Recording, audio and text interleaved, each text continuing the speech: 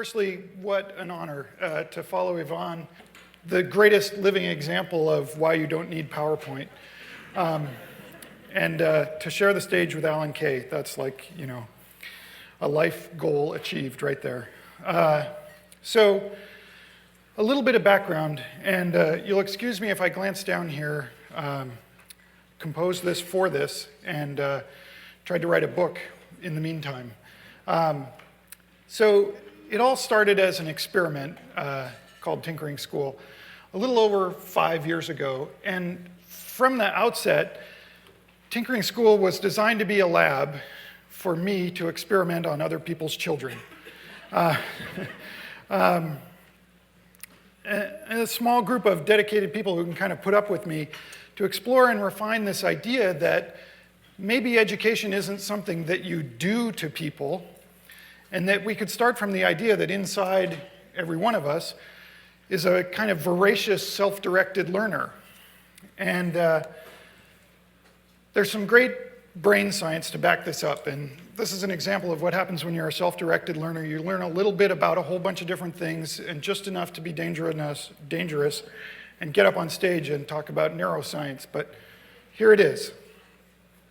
fMRI, functional magnetic imaging, PET scans of volunteers doing various activities show that we receive some of our highest dopamine levels, doses, during the discovery phase of learning.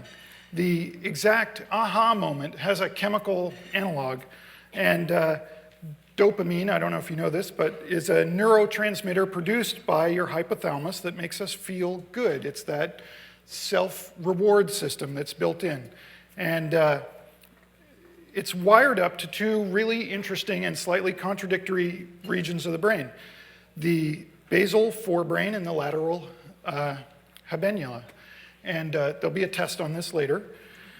But without getting mired in neuroanatomy, the basal forebrain is kind of considered to be the heart of the learning process. And the lateral habenula is this little primitive thing that recognizes surprise. And specifically, it's designed so that when you get surprised, you get a little jolt to your learning center, so you'll remember what surprised you. So to simplify, we have processes in our brain to ensure that we like learning, we like surprises, and we really like learning that surprises us. Okay, so like many great ideas, this one started over dinner. I'd already kind of steered the conversation. I'm kind of a driver. I don't know if you all learned about that, drivers and passengers in improv, but I'm kind of a driver in conversation. Steered the conversation to something that was kind of bothering me, which was that children aren't really expected to be competent anymore. And I said something offhand, hey, I should start a school based on the idea that children are competent. And by the end of the evening, I had kids signed up and parents had committed money, and this was just basically the best mistake of my life. So a few years later, after I started the school, I was sitting in the audience at an education conference out at Columbia, and the new media group had hosted this thing. Everybody was talking about technology in the classroom, and and listening to a speaker talking. And it was all pedagogy this and pedagogical method that, and to the point where I suggested to my wife, who was sitting there with me, that we had the basis of a good drinking game here. Every time somebody said pedagogy, we'd take a drink. But the real reason this is interesting is that at that moment, 2.5 years, 3 years after I'd started the school, I didn't actually know the dictionary definition of pedagogy, and I had to ask my wife. So how do you start a school with no pedagogy? Well, 5.5 years ago, I just went with what I knew. I decided that we would build stuff, and practically everything I know, I learned while trying to build something that was beyond my reach. And gosh darn it, if that wasn't good enough for me, well, it ought to be good for the young whippersnappers.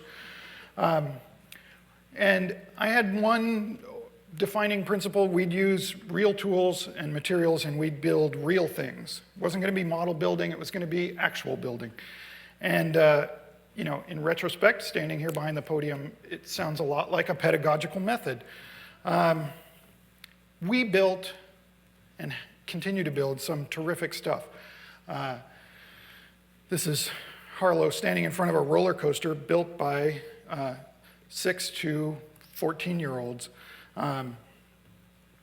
But I made a mistake, and in seeking to eliminate sort of one possible source of danger, the power saw, I created a flaw in the experience. And by limiting the materials to these sort of pre-cut panels of plywood, all the same size, and wooden blocks, I sort of inadvertently created a Lego system.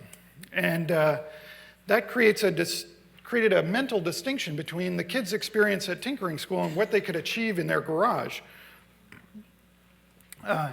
And if I wanted tinkering school to really be sort of the foundation of competence, if you will, it had to correlate to real life better.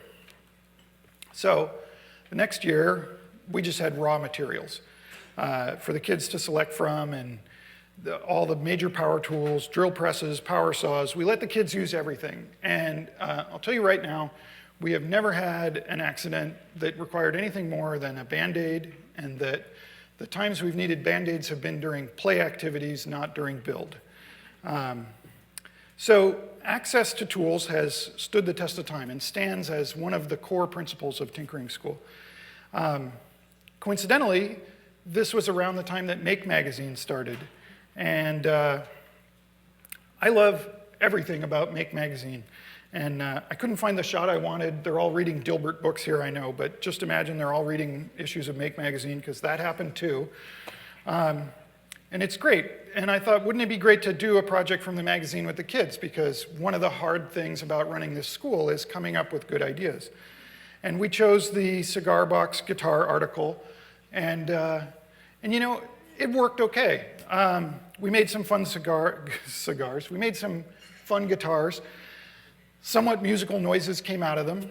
And then about halfway through the build on that project, it was clear that the recipe was drawing a foregone conclusion in the kids' minds. So they were disengaging because they were replicating something. And the best engagement we got was when they were forced to deviate from the materials list and invent new things. Well, that was kind of the last of what we refer to as recipe-based learning at tinkering school, and that's partly because of our format, which is a week-long sleepover. And I think recipes have a great place in learning, but no slight on Make Magazine Dale. We didn't have a clear language for it, but just kind of go out on a limb here and put up a real PowerPoint slide for a second. The opportunities for engaged learning are inversely proportional to the knowability of the outcome. And that applies to the students and the collaborators, the adult collaborators. Put another way, you know, recipes are excellent tools for teaching skills, and they form a great context for that, but they're limited in their ability to promote innovation except when you're forced to deviate. So maybe this is obvious to everybody here, but it was a thrilling discovery to me and the rest of the folks at tinkering school, and my enjoyment probably had something to do with that dopamine stuff. So if you're not going to use recipes, what are you left with? Well, what you're left with is goofy ideas. So we collect ideas in the months leading up to a tinkering school session, mostly as sketches, no more complicated than this, that I made of a cart powered by rowing. This is actually a recreation of the original drawing, which had a cartoon character with giant eyes. And this is about as much plan as we make. Here's what the kids built from just the sketch. So that's Sophia. She came over from France to join us that summer. And that was her team's row cart. It's called Rochambeau, and it's spelled in French, which I didn't know was a French term. But it has all the hallmarks of a great project. It required solving a series of increasingly complex problems. Each one showed incremental progress, and ultimately it was something you could get in and ride. That's a great recipe for engagement. Here, can't really call this a sketch or a plan, kind of a notion made visible, but I shared it with the kids for making boats out of PVC pipe and waxed canvas. This is just a page from when I was employed at Adobe and was bored in a meeting. Obviously that works.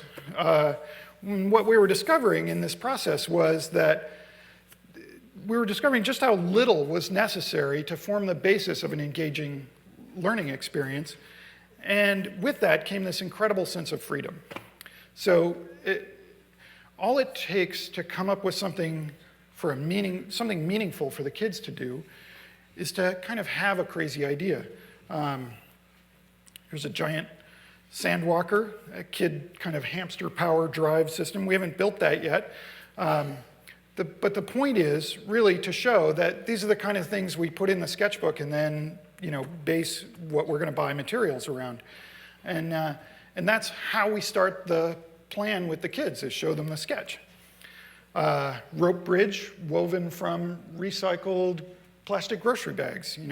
Nobody knew if it was going to work. It does work. It's incredibly strong. You put 10 kids and 4 adults on that bridge simultaneously. Wooden car made to sail through empty fields down in Half Moon Bay. Didn't work at all. Did not bother the kids one iota that the project did not roll. And that began to suggest to us that the notion of project failure might not have anything to do with the functionality of the end result, right? Speeding up. How about a 3-story treehouse with 0 impact? I got it. Sure. And we find that you can get better at this process of inventing crazy things for the kids. Picture of the Wills brothers flying bamboo hang gliders, stumbled on in Wikipedia. Maybe that could work. Just gave them the photo. Hey, there's a kid flying a PVC Regalo-style wing. We find, when we discuss with them later, that they have successfully contextualized important aerodynamic concepts such as lift, drag, airspeed, and this is all in kids age 12 to 16 with no instruction manuals, no anything. So we looked at what we were doing, measuring success by the level of engagement and the concepts absorbed, and discovered that the best outcomes, everybody's talking about outcomes these days, the best outcomes were from projects where we focused on the quality of the experience first and looked for opportunities, largely self-evident, for learning inside those experiences. So, put it on a bullet point, create a meaningful experience, and the learning will follow. No matter what you're trying to teach, if the experience is poor, the learning is poor. It's kind of a simple idea, but we're trying it now in different cities. Tinkering schools opening up in Seattle and Boston, and we're working with some schools now in South Africa and Lesotho, and starting something in Singapore. So we're going to try how this idea works across multiple cultures and how it translates to environments that don't have as many material resources. So that's the real challenge there. I'm really looking forward to that. tinkeringschool.com. Whoops, I didn't mean to plug that. And then just because I'm right now the expectant parent of a new book, our very first book out of Tinkering School, 50 Dangerous Things You Should Let Your Children Do, is coming out this week. So if you go visit our website, you'll see a little link there starting tomorrow. And that's it. And I did end on time. Thank you all for your attention.